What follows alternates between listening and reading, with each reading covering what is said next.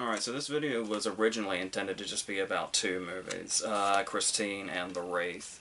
But then, when I regrettably went to Netflix to see Hubie Halloween so I could review that, I saw that they had posted The Car, which I hadn't seen, and I'd always had like this sort of weird interest in it, especially being in this whole, like, killer car or killer vehicle kind of subgenre. That's just sort of weirdly fascinating in itself. And I decided, well, okay, I'll take a look at that, and then we'll just make this a three-movie thing. But more on the whole I hadn't seen The Car before thing when we actually talk about The Car in a little bit. But I actually want to start with Christine, because I just can't seem to stop talking about King lately. This obviously comes from John Carpenter right after The Thing, and when I just talked about The Thing, we talked about how The Thing was such like a critical failure and a box office failure and all that stuff that Carpenter seemed to be like losing jobs and losing credibility and stuff like that. To the point that the story I had always heard was that Firestarter was taken away from him. I'm not entirely sure, especially since this came out right before that. But I don't know the entire details of that. But as far as we'll get more into the brilliant things that Carpenter brought to this story. But one thing I kind of want to just start off with right away is when you look at the two main stars here in Keith Gordon and John Stockwell, it's really interesting that both of them have gone on to be directors now, with Stockwell doing stuff like, Blue Crush and Into the Blue, and Into the Blue, the Jessica Alba Paul Walker movie. Yeah, those are his, among others, and other straight-to-video action movies and stuff like that, while Keith Gordon, who plays Arnie, sort of went on to do, like, a lot of TV, but when I say TV, I mean he directed episodes of, like, Fargo, and The Leftovers, and House, and I think he has a Better Call Saul, so, yeah, it's, not that it's a competition, just, but the reason I start on those two is Christine is kind of my go-to example for when I say, as I've said many, many times throughout these videos, that King's stories aren't always entirely what they seem. Especially when you read the book, which obviously has gone through a lot of time and tape on the spine, but is still somehow intact. And the thing is this story has so many things going on in it, despite the fact that you could easily dismiss it as a killer car movie. And of course, that sort of schlock nature of it, you just kind of immediately... And it's stuff like this that kind of got King associated with that, as far as, like, the way mainstream audiences saw him. How he is just the guy that, does the killer car thing, or the killer pets thing, or the killer dog thing, or whatever. But like when we've talked about all of those before, there's always some sort of other layer underneath, or like maybe the whole thing going on is like an allegory of sorts. Subtle or unsubtle, it doesn't matter. But as long as it's effective and it's telling the story in a very interesting way, I think it works, and King really has a way of doing that. But with Christine, I feel like there's like so many different directions you can take as far as the kind of story this is telling underneath the killer car story. When we start off with the two of them, and we start off with their friendship, Arnie and Dennis, we kind of see how they just kind of have that banter, but we get like through this banter and through the way they interact at school and with other people, we get a really good idea of what their sort of character types are. Where Dennis kind of seems to be in like this sort of neutral ground, and he has a somewhat girlfriend with Kelly Preston that he's not really that into, when he's much more interested in Lee, who has just shown up, and Arnie is pretty much the farthest away you can get from this. Like, nobody's going to be interested in him. He's nerdy, he's got the glasses, he's just kind of... just everything he touches pretty much just crumbles, whether it be trying to take the trash out, or not even being able to get his locker open. But the way the movie sets this up, because the book is kind of on the book sets up everything in such a strangely realistic way, in the way that King's able to bring stuff to life. But as far as the movie goes, it almost feels like you're watching like a high school comedy at the start of it. That's not even intent on going any more. Of course, we get that, little prologue of it in the factory, and it attacks one guy and kills another, and they kind of set up the mystery of that. But the main start of it would be, because I don't necessarily think that prologue is necessary, and the book doesn't have it either. I think the book actually starts with Arnie seeing Christine for sale as they drive by, and the movie kind of switched things up a little bit to where that happens just a little bit later after all the introductions have happened, which for a movie is probably the right way to go. And so when we see them and we see their friendship, which is going to basically be the whole, which it basically is the story. It's just a matter of how all the events that happen in it, supernatural and otherwise, affect this. Like I said, this is just one way to look at it. Because when you see them and they're talking in the car and they're like, they're talking about, like being a sperm bank, and Arnie says, I don't have enough to make a deposit, and he says, you've got your life savings between your legs. Just dialogue like that is actually like a really sort of, I mean, I struggle to say clever, but I mean, yeah, and as far as the way the characters talk, it might seem a bit maybe scripted and not as natural, but it works in really setting up the characters and the kind of way they interact with each other, and the closeness of their friendship in general, the way they're able to just kind of poke fun at each other. And like I said, once they get to school and they do, like, the locker bit where he has to get help opening it and then it closes, it just seems like it would be any other sort of high school comedy, but at the same time, the character development is kind of working because they're both so believable, especially believable as friends. Even despite the fact that this is one of those 80s high schools where everybody looks 30. But, especially the bullies, Buddy in particular. But, the thing about this is, yeah, these are like really common tropes. You've got, the nerdy character, and you've got the bullies and the way he's treated and all that. But the way it's like, it sort of sets up this story of it's one guy that seems to be surrounded by assholes, and how that person is eventually going to reach a breaking point, and how it's the whole idea of pushing the bullied person a bit too far, and then there being consequences. And only in this case, it's like the more unexpected of consequences, if we're from the perspective of the characters within the story, certainly completely unexpected. But there's also stuff like, as far as their friendship goes, and the way it's sort of, when you reach that moment in a lot of friendships, particularly when you're younger and you have friendships, when you're in, like, school, as the characters are, and there is eventually just going to be that point where you kind of start to drift apart. And the way this story, both the movie and the book especially, tells this story of a friendship drifting apart, there's something, like, so heartbreaking and tragic in this story. Like, you could look at it as it just being a general drifting apart, as normally would be. And it's like this sort of big allegory on that. But there's also the case of things that specifically cause those things to happen in real life. It's not necessarily just a drifting apart. There's a bit more of a catalyst to it. Like, for instance, if one should fall into addiction, it's something that this story feels a lot like. Also, like, whenever, like, the way Arnie treats Christine and becomes attached to her, it basically feels like Christine is his drug at some point. And there's got to be something in that, because we know that, King has been very open about his vices. So it would not be surprising at all if this was also kind of a bit of an addiction allegory. But once again, that's just another example.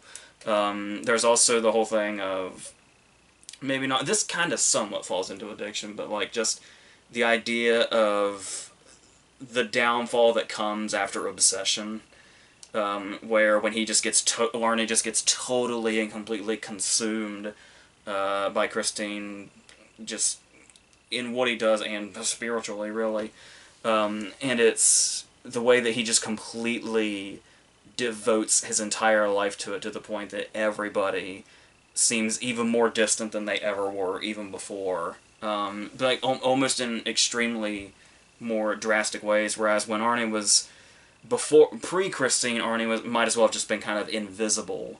But now he's like everything is actually actively pushing people farther and farther away from him, to the point that after a while he feels like Christine is all he really has, and the only thing that he really has this connection with. There's actually the moment in the drive-in scene, I think it's the drive-in scene, where he says, where he's talking about how nobody seems to like his car. And there's almost, it's almost genuinely, like, sad to see that disappointment, and that he's clearly yearning for some connection to something. You would think a person. So when he says that, it's still kind of there. Like, you can still see the sadness in him that he can't get other people to love what he loves. But when that turns into just a full-on obsession with the one thing, then, and of course, you know, his appearance starts to change. He starts to look more, like, sickly as it goes on. It's almost like she's literally sucking the soul out of him. And it's... Yeah, and there's also... like I said, it's the main thing that really hits about that is the tragedy behind it, and his whole separation from everything post Christine. Because there's even the moment in the movie's a bit more cold about it, the Thanksgiving scene. But I really love the Thanksgiving scene in the book. If I remember correctly, it's basically like their last moment that was normal. Like, they actually act normal around each other, and there's that not really any of those outside factors, and he feels like Arnie again, and Dennis basically feels like he's in the place that he once was, pre his injury and everything, even though this is taking place in the hospital after his football injury. But yeah, and there's really just the whole thing, the obvious thing of a girl coming between two people, particularly two very close friends. Because it's happening with Christine driving Arnie away from everything, but it's also literally happening with Lee also, kind of being this thing where that's what she is, who Dennis was looking out for, and then that moment when he sees her with Arnie, which is just so jarring. Like, I love the way it's shot in the movie also, and the score plays a big part in the movie also. How it's like, just, even if you know the story, it's just as jarring for us to see Arnie practically making out with her at the football game, inadvertently causing Dennis's injury. So, yeah, there's so many damn layers to this story, and it's so easily dismissed as just, you know, an 80s, almost kind of monster movie type. And the book might have been the same way also. Obviously, they were very close to the same time, because this is around the time that King just started turning in his manuscripts to the producer, who did, like this and Cujo, and I think a couple of others. Because Cujo was the same year as this also, 83. So you throw all that stuff into it, and this was just... I remember being floored when I read the book. Like, just how much emotion is in it, and how much real things come out of it. Because you have stuff we've talked about, like Stand By Me, that are stories that are devoted to telling a story of friendship and potentially drifting away and stuff like that. And to see that story told through this horror story, this supernatural story, and have it be just as effective, in some cases maybe even more so, is amazing to me. And that's where King really shines, rather than just necessarily being this sort of straightforward horror person that I imagine a lot of people just immediately associate him when they see his name. But I've talked about this endlessly before, doing all the other King videos, but I feel like Christine is always my go-to example when I talk about how King is a lot more than he lets on, or just the way audiences see his stories if they're just looking at it from a sort of more surface level area. But now that we've talked about that, does it work as a scary movie or a horror movie? Yeah, once again, though, I do think there's elements of the book that are a bit more, I guess you could say terrifying, particularly in descriptions, but some of that stuff does carry over into the movie. Like, Robert's Blossom playing LeBay, who obviously we know is Old Man Marley in Home Alone. Not near as friendly here. But the thing about it is, obviously in the book, those were two separate characters. There was LeBay and there was his brother, and it was his brother that sold Christine to Arnie and then died, and then it was the brother that was kind of the softer one that told him all the backstory. But they've just combined that all into one LeBay character for the movie. And that brother character, the book pretty strongly implies that that's pretty much, like, he is pretty much what's going on as far as all the evil all the havoc that Christine wreaks. But so we get stuff like whenever, Christine is killing somebody, they'll see, like, the image of, like, a decaying LeBay. And then there's also the moments where he has, like, nightmares about him and stuff like that. And that kind of adds a whole other level and makes it feel more a bit horror-y. Then, in the movie they probably would have been it would have been maybe a bit too much and a bit too over the top. It probably would have been hard to execute in a serious manner without it being too cheesy. But God, the imagery in the book is terrifying. And there's even that moment where some of the stuff that does carry over in the movie is like the back brace that LeBay is wearing. For some reason, I don't know why. This is just there's just those little details that King can add that just get right under your skin. For some reason, the back brace is a detail that always really creeped me out about that character. It just adds something like almost weirdly, I don't know if inhuman's the word I'm looking for, but something really off about the character. And in the way that he says shitter. Once or twice, like, he says it in the movie, and then Arnie brings it back once, and it's like a whole thing in the book, and how that's something that just kind of keeps coming back. But there's still something very, like, creepy and off-putting about him in the movie, even if it doesn't go to the, great lengths that the book does. I think as far as bringing it down and grounding it just a little more, I know it's weird to say that you're grounding something for a story like this, but yeah, there is a way to do that. It actually does pull it off without it having. That would have opened maybe one too many doors when the movie's already dealing with, like, the different layers to it just fine. And I do think that it was good that because usually when you're adapting a book to a movie, particularly a horror book, there's a good chance that they're going to want to take a lot of the horror and put all of that in and sacrifice more of the character stuff. But I like that they brought all the character stuff over that they could within the runtime, and some of the more bigger horror elements were kind of pushed to the side and toned down a little bit. But the great thing about that is that when they did tone down something from the book, they usually brought something else with them to replace it. And one thing in particular would be Buddy's death. Which is probably easily the most famous scene in the movie, the gas station scene. And the thing about that is, yeah, there are those moments in the book where he's like, it's almost like he's being stalked by this form that looks like, LeBay or whatever. But, so it's like, how do you make Buddy's death a bit more memorable? Because he's like a main antagonist here. So, like many King stories, there's always that bully that has to be dealt with. So it's like, how do you do this in a really grand, cinematic fashion? And I swear that image of the gas station blowing up and then Christine emerging, completely engulfed in flames and speeding after Buddy. There's the image of it just sort of crawling slowly after Buddy. With him, there is nowhere to go. It is just darkness and a road. It is like a fucking nightmare. And that is incredible.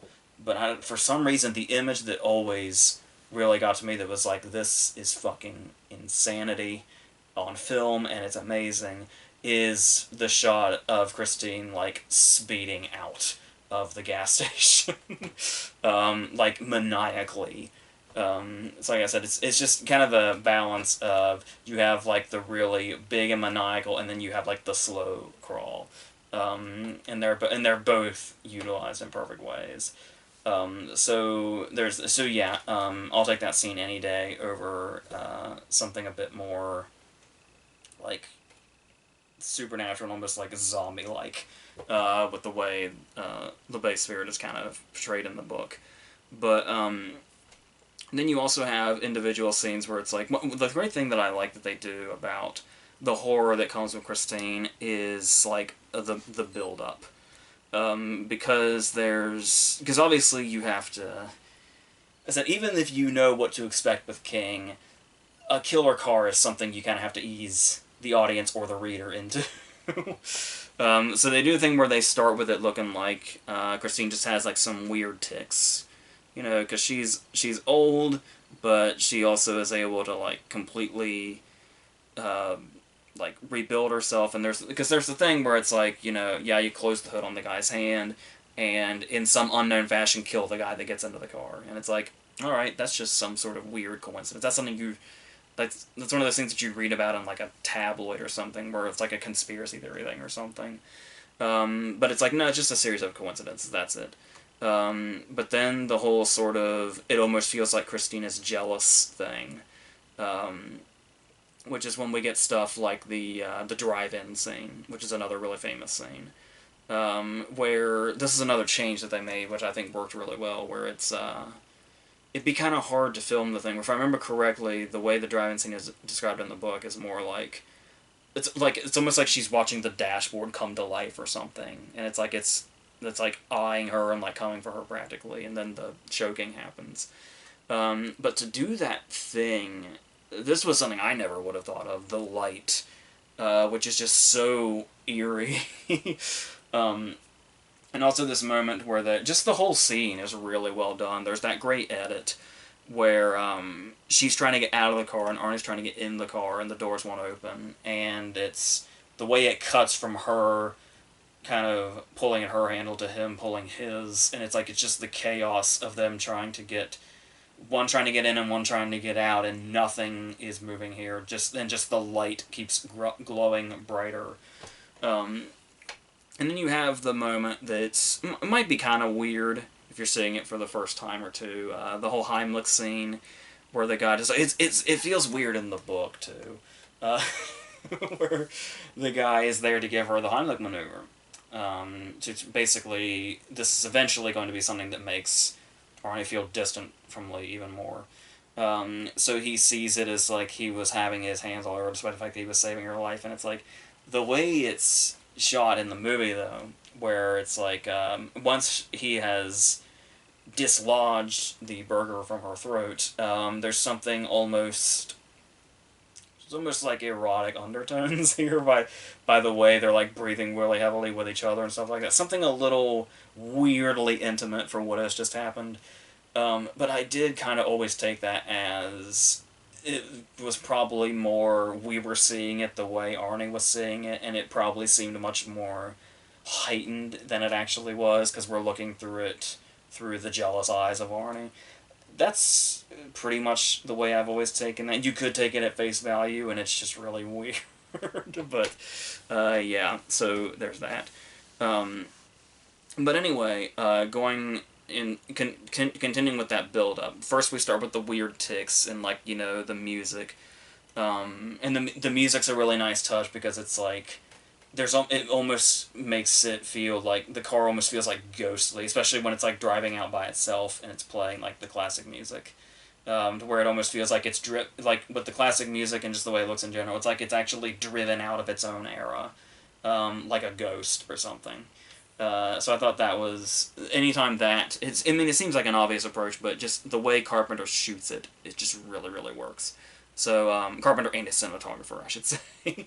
But then you also have the more growing into just how supernatural Christine is. So then we have the amazing scene when Arnie it's just her and Arnie in the garage, and she turns the headlights on, and that Carpenter score kicks in again, and Arnie just says, "Show me," and she just completely reassembles herself. And we're looking at 1983 effects, which means it looks really fucking good.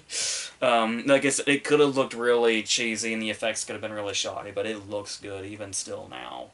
And then finally, we kind of reach the sort of final layer of this build-up, which is we're going to actually start watching Christine kill people, which is pretty late into the probably an hour, or maybe a little over, is when we get our first big kill scene with Moochie. And what's great about this is you would think there's been so much build up to this is what it's all been coming to actually watch Christine start killing people. That's what all the build up was, with the whole weird tics to seeming jealous, and maybe it's just a bunch of coincidences. Then we actually see her reassemble and now just straight up killing people. And you would think, how is this going to pay off? Because it's like, is she just going to run them over? Does that seem anticlimactic or whatever? But to have this scene where the first big kill scene, where not only is Muji chased down, which is a great sequence in itself, but the sadistic nature in how he's finally killed. When he's in that area, and it seems like Christine can't get to him because there's walls there. So she starts to push her way in, which means Muji is going to be crushed very, very slowly. And of course the scene ends before we get this in full detail. But just to think about it that way, like it almost adds a sadistic quality to it rather than just the idea of a car just driving around and running people over or whatever. That there's like a real sadistic sort of mind to it, I guess you could say. And then it's because obviously it doesn't go as big as it does like the scene where Darnell is killed in the book. Actually is so big and crazy. I would have loved to have seen it translated to the movie, but I do like how they did Darnell's death in the movie with the chair just pushing farther and farther until he's just squeezed to death. Though interestingly enough, the way he dies in the book, there is a scene in the car that kind of somewhat gives us a little taste of what that would have looked like on film. But and of course the car predates this by like 6 years, weirdly enough.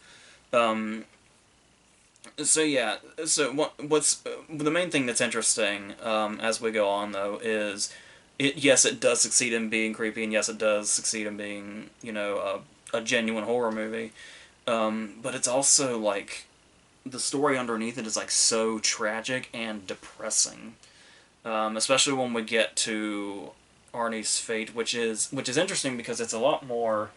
We don't even see it happen in the book. Yeah, it's probably even more tragic then, because it's kind of like it gives you the vibe that Arnie wasn't entirely lost. In the end of the book is a bit more hopeless, where it's like we get the impression that Christine has eventually reassembled herself and is just hunting all the survivors down, and it just kind of leaves it at that, and it's like so ominous and creepy and just like sticks with you. And of course the end of the movie takes a bit more of a playful approach, where we get the boombox fake out, which is actually kind of funny. Where the guy walks by the junkyard with the radio, and we think, oh, Christina's back. But then, of course, it's a horror movie, especially a horror movie in the 80s, so yeah, we're gonna have to tease at some point that Christine's not entirely gone. Because we do eventually get to our climax, where it's like, yeah, Christine's indestructible, but the movie's gotta end, so what do? We'll just do our best to destruct Christine. But yeah, it pretty much has no choice but to end on that little cliffhanger where just like one piece of it slightly moves and Bad to the Bone starts playing again. But it's but yeah, it's obviously it's not as like ominous or dooming as the way the book portrays it. But like I said, the movie kind of sets up its own tone, while also just being able to convey a lot of the stuff over and a lot of the more tragic elements to it. But at the end of the day, it is, you know, an 80s horror movie and a John Carpenter movie, and it succeeds at doing just about all these things. Like, it was one of those, Christine was one of those movies where I saw it for the first time forever and ever ago. It was a VHS from Blockbuster, that's how long ago it was.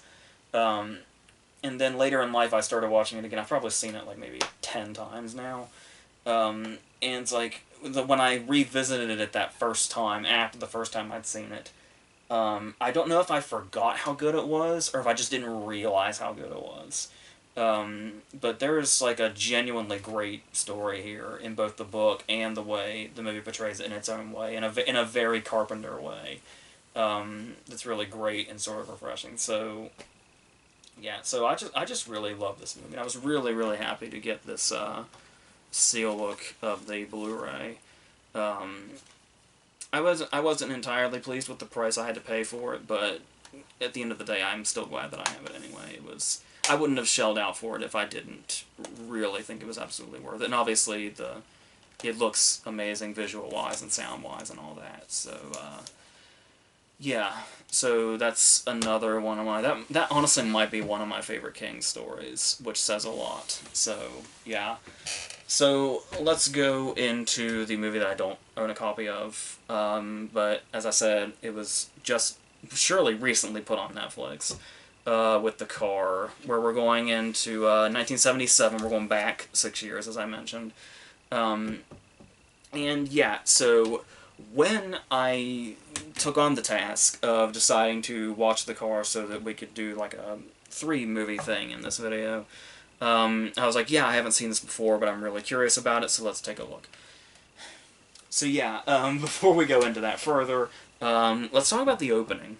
Because the opening definitely is great at sort of setting the tone, where we have the car sort of... It works a lot to shroud the car, for this opening scene, where it's like, the first time we see it, it's like way, way in the distance. And it's just sort of we just sort of see dust to kind of see that it's coming. And we hear that horn way in the distance. The horn that's probably... We would not see a more terrifying horn until the truck in Jeepers Creepers, probably. If there's one thing that I will like always take away from this movie, it would have to be the sound of that horn, which is terrifying, especially when it's growing, and you know the car is getting closer and closer. But then once we've seen it from a distance and we see like the dust clouds that it causes, then we get to see it from like its own point of view through like that yellow windshield, which is a really nice touch. And when it like goes through the tunnel and stuff like that, and we see it get its first kills, and obviously with Christine it was about probably over an hour in, and in the car we get our first kill scene immediately. This couple on the bikes. And the way we sort of see... Their deaths are pretty much played as, this is 1977, this is how we film things. But that shot afterwards where we see the blood across the wall where he was, like, smashed against it, it sets this very sort of ominous tone. And that's such a great introduction. It's creepy. It sets up exactly what's going on here. It's mysterious. It leaves you with a lot of questions you'd love to know the answers to, and you want to see how this is going to go down. It's pretty much a perfect opening. So then we get into it, and it does feel like... apparently it was heavily, like intentionally and heavily inspired by Duel, the Spielberg movie about the truck driver, which I've also done a video on with Joyride, like a couple of years ago, so that's around here somewhere. Which is a great movie also. So you can see a lot of the Duel inspiration in it. And there's also a Twilight Zone episode called You Drive, I think, which, a lot, like I said, while it predates the other 2 movies in this video, a lot also came before, and you can definitely see the inspirations that it kind of took. And a lot of people thought it was way too derivative when it came out, if I remember correctly, particularly critics, obviously. I don't know, it's still just a concept to me that never quite gets old, as long as it's executed well. And while it has been executed well, in a lot of cases, it also has been executed extremely poorly, and in a very cheesy way, but we won't go into those. Maybe some other time, but life's too short. And so, there's not a lot as far as, you know, characters go here. There's a lot of characters in the movie, but as far as, like, how we invest in them, certainly not to the degree that we invest in them in Christine. Maybe not even as much as we invest in them in the Wraith, believe it or not. But what's interesting is, this is the kind of movie where, like, the side characters are significantly more interesting. Because, I mean, at the center here, you do have the main character, who is James Brolin, who is a good lead, especially for a movie like this, because he kind of adds, like, a certain straight-faced nature to the ridiculousness that's going on around him. And this is, it's sort of like a reverse Amityville. This was 2 years before Amityville, and it's, in Amityville, of course, he was the, new person in the family that the mother was bringing in, and he was the stepdad. Now it's the reverse, or it was the reverse beforehand, where he's the actual father and he's bringing in a girlfriend. And so, and the Richards sisters are his daughters, and all that. This would be Kyle Richards the year before Halloween. and Kim had worked with Carpenter also on Assault on Precinct 13, so we're tying more into Christine than I realized. But as far as that goes, yeah, like I said, he's a good straight-faced lead for this kind of material. Though the question will always remain: is a totally, completely straight-faced lead what you want? For the most part, I would say, yeah, get somebody to play it totally straight, even if the movie has ridiculous qualities. And you might find an interesting sort of juxtaposition that actually makes the movie work in some sort of absurd way. But on the other hand, we get people that don't last very long at all, like French horn guy, like the hitchhiker at the beginning. And it's like, when you see him, it's like, wow, okay, so this guy's going to be the comedy relief of the movie, alright. And usually comedy relief, especially in horror movies, can be a bit, grating. But it's like, alright, I can get behind this guy. This dude's actually kind of funny. And he is immediately run down and killed, which is like, oh, is this an omen? For the movie itself. I don't know. It's like, oh, that's the character I seem to be most interested in, even though he's just fucking around. And just instant death, setting up a lot of the events of the rest of the movie, kind of setting off the whole investigation angle of it and getting the cops involved and all that. Where we get a sort of superior cop here played by John Marley, who we saw in, he was Ally McGraw's dad in Love Stories, and he's his famous scene in The Godfather. So he adds a certain sort of other level to it, like another, more of a serious nature to it, the way Brolin does. And we've got Ronnie Cox here as another cop that's kind of... These cop characters are basically the ones that are sort of grounding it, and are kind of like the sort of opposite to the ridiculous nature of this car and how these scenes work and how these scenes go down. Obviously not near to the ominous nature of Christine, where it's like, oh, a killer car sounds ridiculous, but when you see Christine, it's like, oh, wow, that can actually be genuinely terrifying. I think when people... I was talking about those people that just sort of hear the concept of Christine and have this already preconceived notion of what exactly King does, and they just get this image in their head when they hear about what Christine is, and the image in their head is closer to what the car is than the actual book and movie for Christine. So it's kind of like way over the top. It's got really bad dialogue. The performances aren't there. There's like these, like, even I can see where there's almost like maybe a B movie charm to getting totally straight faced recognizable actors to say some of the lines that are in this movie, but I don't know that it works entirely. But I can certainly see there's a charm, like, lingering there somewhere. To where if you go in this... Because obviously it's one of those movies that people are going to approach in a cynical way, as they probably should. But it's just a matter of if this movie is going to give you what you need to enjoy it in that particular way. And I don't know. I get there sometimes. Obviously, it's mainly in regards to... the scenes with the car itself, when it's just wreaking havoc everywhere and all that. And it's pretty much all about that. And the whole thing of, like, is it the devil? What is it exactly? I do like the sort of unexplained nature of it. I mean, they don't... I mean, they kind of explain it, but they also, like, don't explicitly. But there is the thing where, like, even before we're kind of really going in that direction, there's the whole thing of, like, just... wherever it goes, like, whatever damage it causes, just everything suddenly bursts into flames. And it's like, oh, is that, a sign that it's the devil or it's from hell? Or is that just the cheesy 70s, 80s action thing where if you so much as touch something with a car, it exploded? And the Wraith is right in that vein also. The Wraith wanted to get all up in that trope. But, yeah, but there are moments where, it does find a genuine sort of creep factor where it's got, like when we see, the car driving around and wreaking havoc and all that. Obviously, the creepier scenes in the movie are the scenes where the car is not moving, where the car just, like, stops or, like, just sits still, and we get different, closer looks at it, like the fact that it doesn't have, like, door handles on it, and it's just weirdly shaped and built in this way that's just off enough to be really sort of, like, almost chilling in a way if you get really close to it. There'll be those cases where it just seems to be able to materialize from out of nowhere, which, like I said, since it's a giant car, there will be times where that might seem ridiculous, or there's moments like, towards the end when Brolin goes into the garage, and he just sees it there. And it's like, but they don't do it in too much of an over the top fashion. He doesn't react in a big way. The music doesn't react in a big way. It's just genuinely kind of creepy when he first sees it. Of course, the following dialogue uh, kind of ruins this moment a little bit in the sort of, dead dead face performances.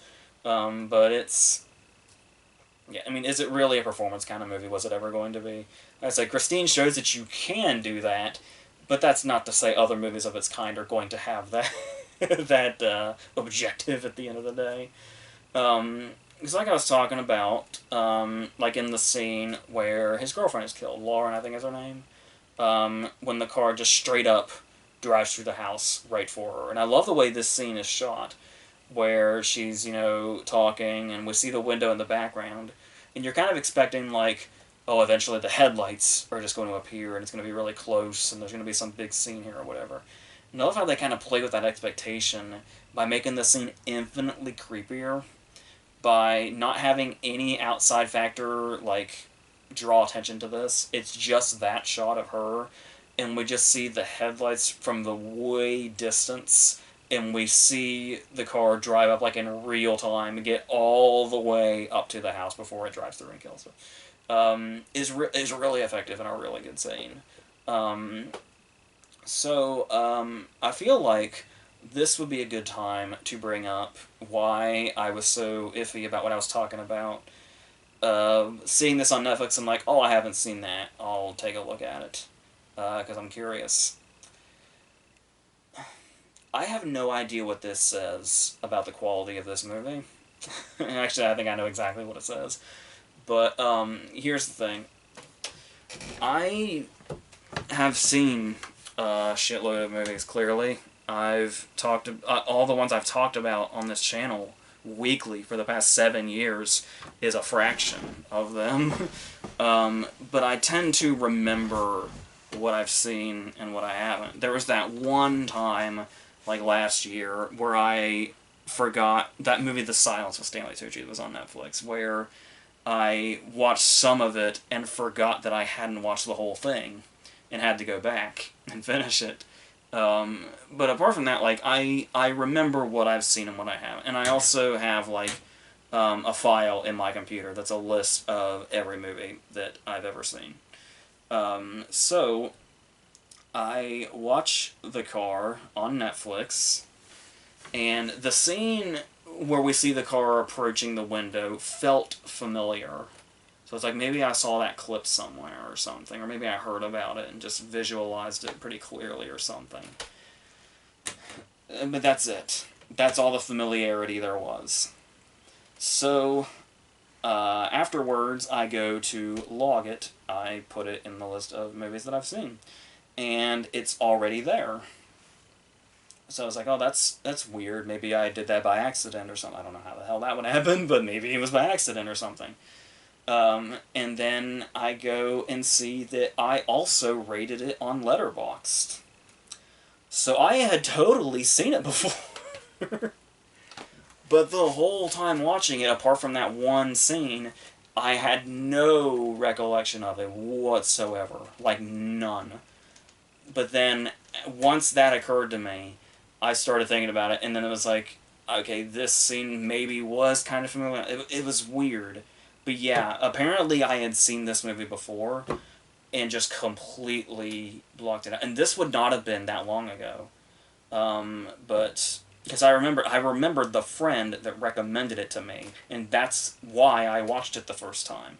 So it's like it slowly came back, like little vague details came back of how I watched it.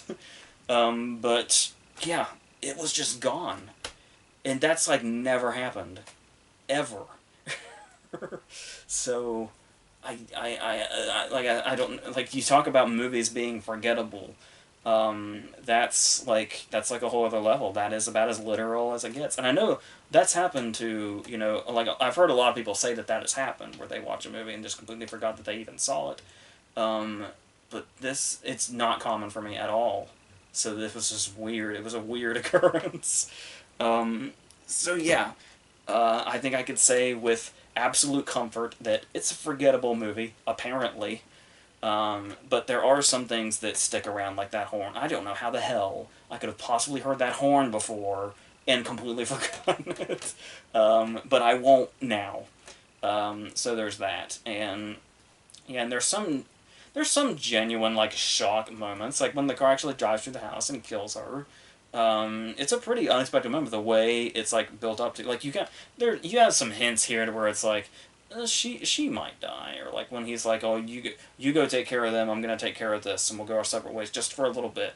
It's like you get the sense, yeah, she probably might not make it, but it's like the fashion in which that happens is quite shocking in the moment. So especially since you almost think it's gonna be like a big scene, like maybe she'll be terrorized before she's killed, but the fact that it's just straight through is like, oh, damn. So, you know, good for them for that. So, yeah, that's pretty much where I stand with this. That's pretty much the basic elements of it. Of course, leading up to our non-ending, we're much like Christine. Yeah, the only way we can end is to say, oh, you just won't die. They just don't. Indestructible and all that. You can think they're exploded or whatever, or crushed or whatever.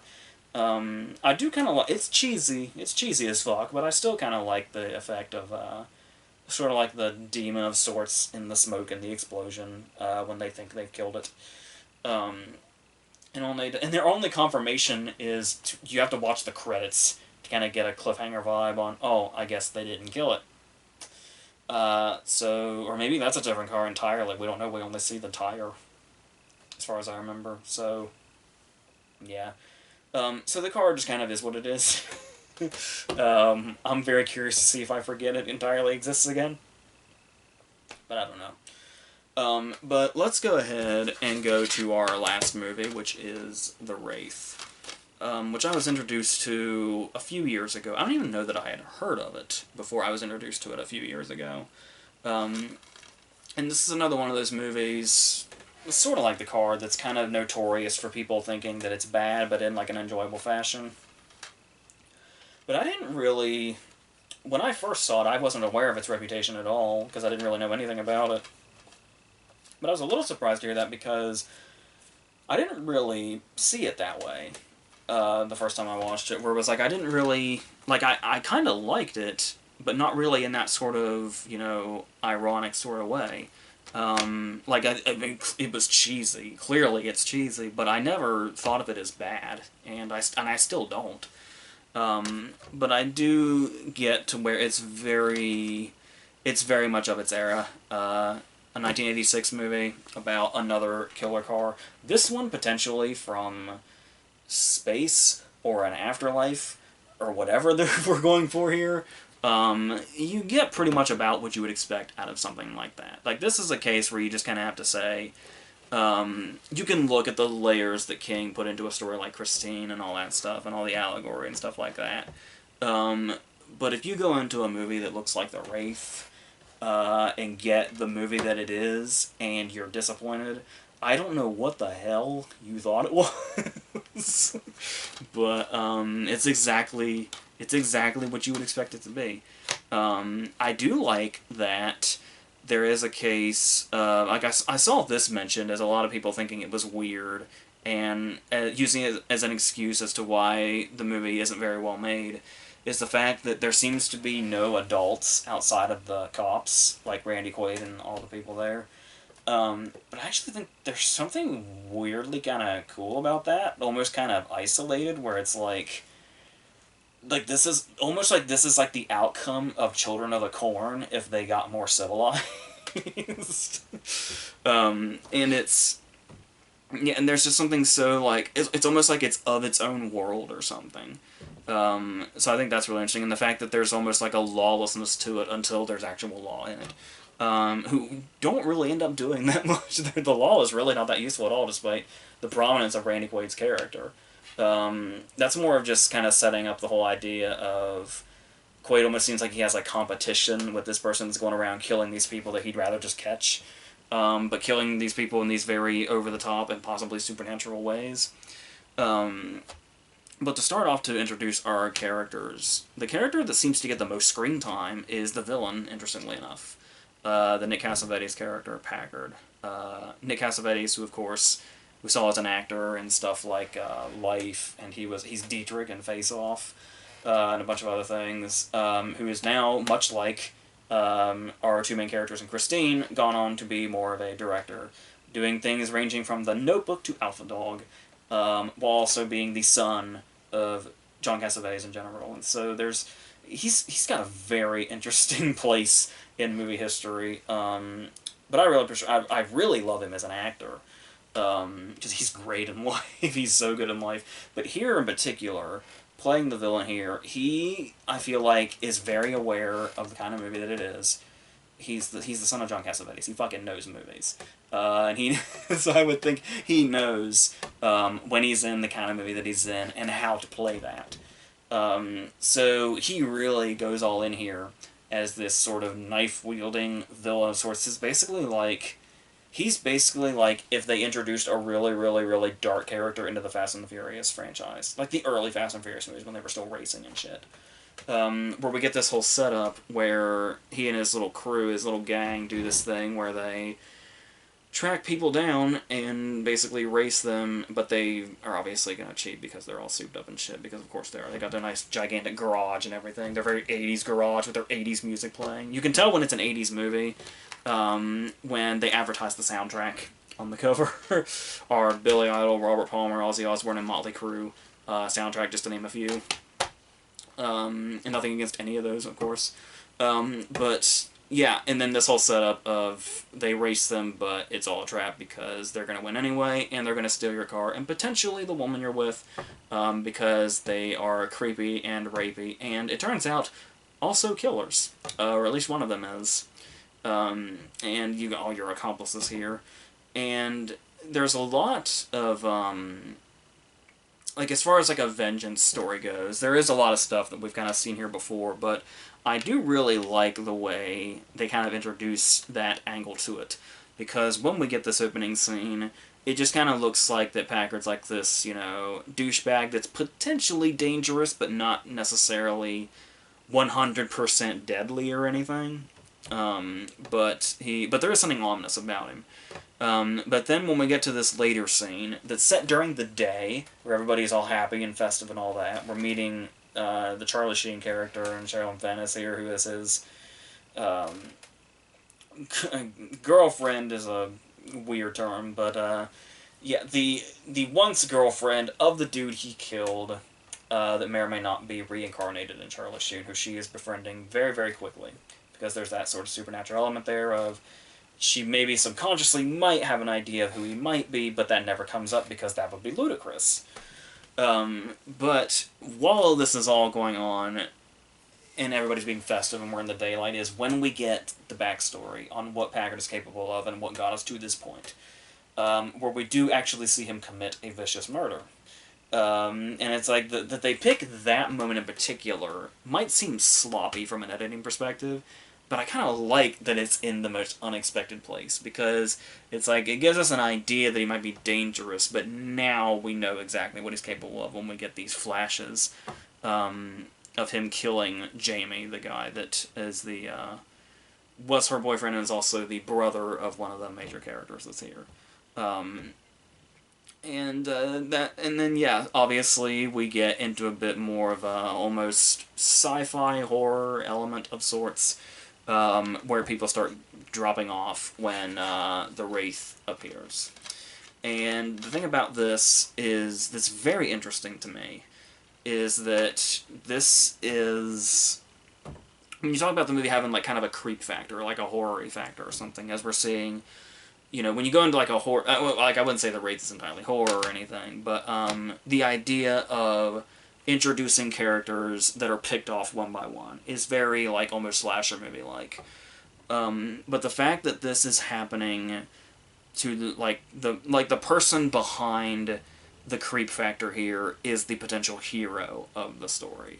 It's weird how much of like The Crow seems to be hiding in here, despite the fact that this was, I'm not entirely sure on the history of The Crow's like comic, but this was 8 years before the movie. And they both even have gang members with a character named Skank, weirdly enough. Though those two guys, Skank and Gutter Boy, the Skank and the Crow acts more like Gutter Boy in this movie, but it's interesting that those two kind of go hand in hand here. But yes, so as far as like the almost horror, what would be like the villain in a standard horror movie is possibly our hero, and all the victims we're seeing get picked off one by one are the villains. It's like a reverse it's like a reverse slasher movie basically. And then there's the whole thing where it gets really crazy, where we see them like when they're killed, they seem to explode entirely, as we talked about with the car. Because that's just what you did in the 80s, but this is also kind of coming with the supernatural power that the Wraith seems to have, all the way up to the point to where he just sort of drives into the garage and the entire building explodes. It's just that kind of movie. Almost like it's being intentionally over the top, of course. Though if you want to bash it for being cheesy or bad or whatever, it feels all very deliberate to me, but there is an interesting thing behind this idea of, after these explosions, you know, there's nothing left of the cars, there's fire everywhere, there's charred remains of vehicles everywhere, but the bodies seem to be fully intact, only they're missing their eyes. And to my understanding, the director said that the idea was to do like almost like the reverse effect of like a lightning strike, where like lightning will strike something and like something drastic will happen, but everything around it is untouched. And he wanted to do like a reverse of that, where like everything around is damaged, yet the body is eerily just as it was, just with the eyes missing. And that's an interesting approach also, and like I said, kind of adds this sort of creepy factor to it. Like I said, anything sort of creepy that happens is always to people that have it coming. Like the moment when Packard sees the tombstone with his name on it, is like, usually that would be like really kind of, it's still kind of eerie, even though he's the villain. It's kind of an eerie image, especially with the fact that he sees it.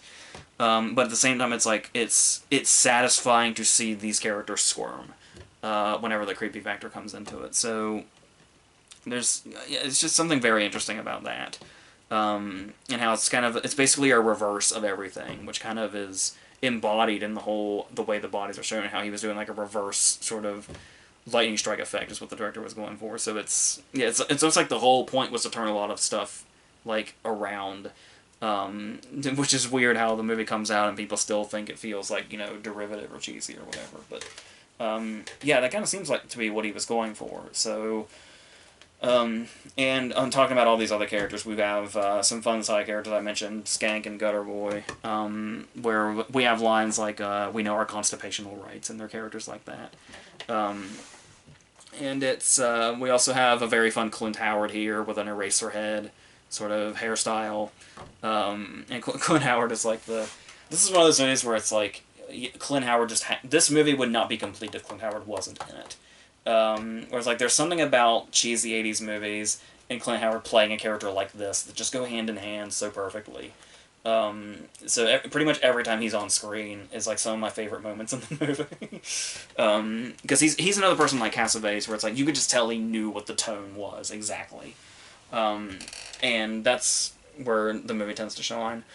Apart from, you know, the car sequences in general are going to be there, where we have, you know, like they're done competently. Like they're not like insanely well made, but they're not like really choppy or really obnoxious or anything like that.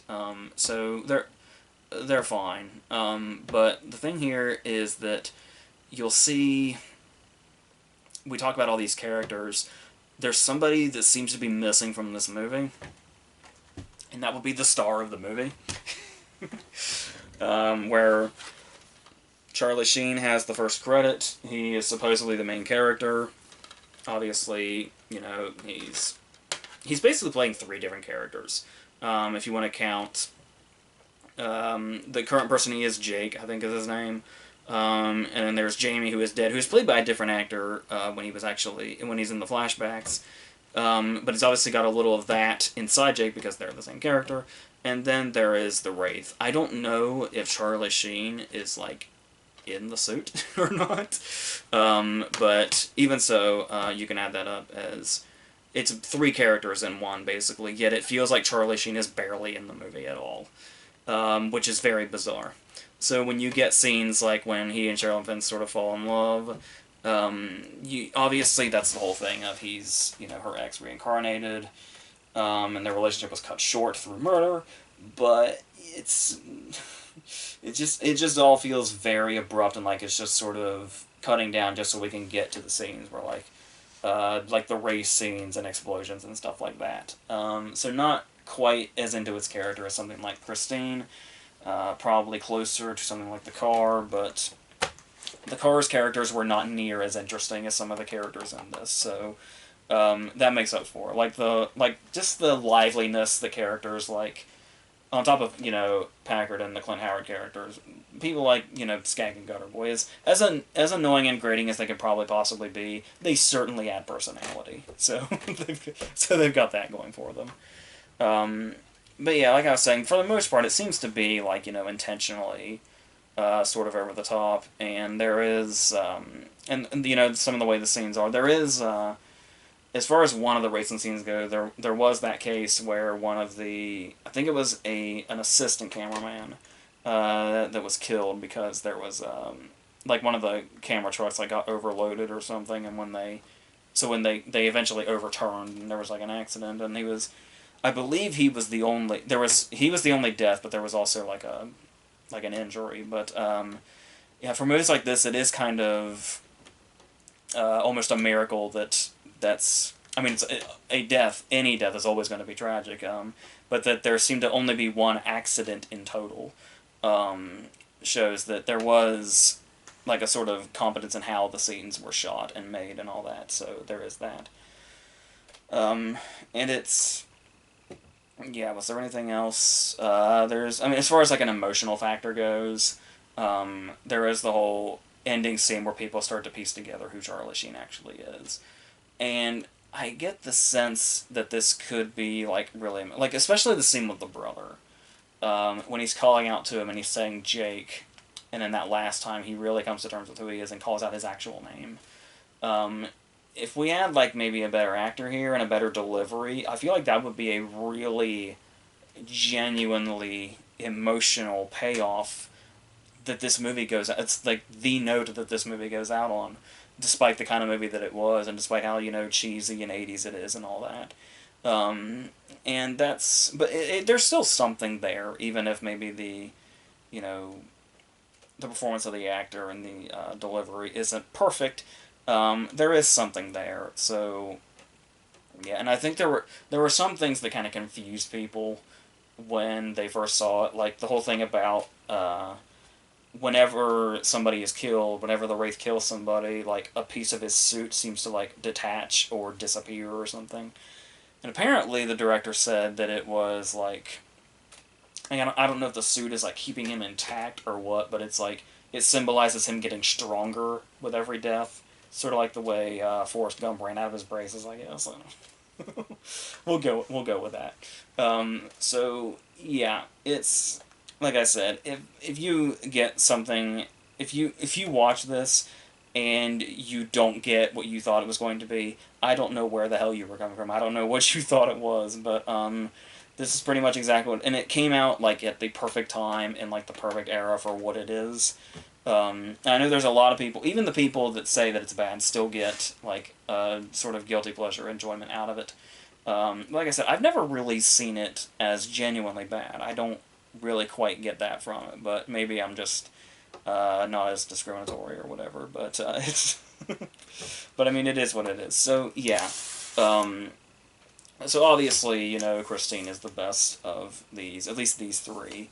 Obviously there's so many different stories about killer cars or killer vehicles or whatever, going all the way back to, like, I think there's like a science fiction short story from the 40s or something. Killdozer is what I'm thinking of. And it's, so yeah, but as far as these three adaptations go, I do think Christine does all the elements you need to do with just the right amount. And the Car is a bit more. The Car is probably my least favorite of these three. And it's, it's got the cheesy factor for sure, and there's certainly like that B-movie charm to it, but at the end of the day, as I learned in great detail, it's also just pretty forgettable.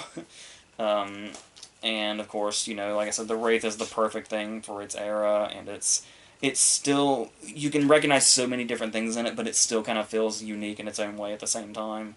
Especially with the way the director seemed to kind of be taking the reverse approach to just about everything. So it's just really interesting, and it's a movie I'll probably, you know, revisit again just for shits and giggles or something. But Christine's a movie I go back to many times and will continue to. So that's pretty much a no-brainer there. So the next thing I think we're going to do is go back into. We're going to stick with King because when I did the short story series, it turns out I overlooked one, so I'm going to go back and grab that one. And then we will continue on with there's another Versus, and then another King novella, and then we'll just keep going. Another Versus with my brother that's also King related over the weekend, which is great because I never get tired of talking about King, so especially this time of year, and all of his stories are so varied anyway. Like if people didn't know, they'd hardly suspect that all of these stories are King. So that's just the power of him. So yeah, until all that other stuff, I think that's going to be it for this.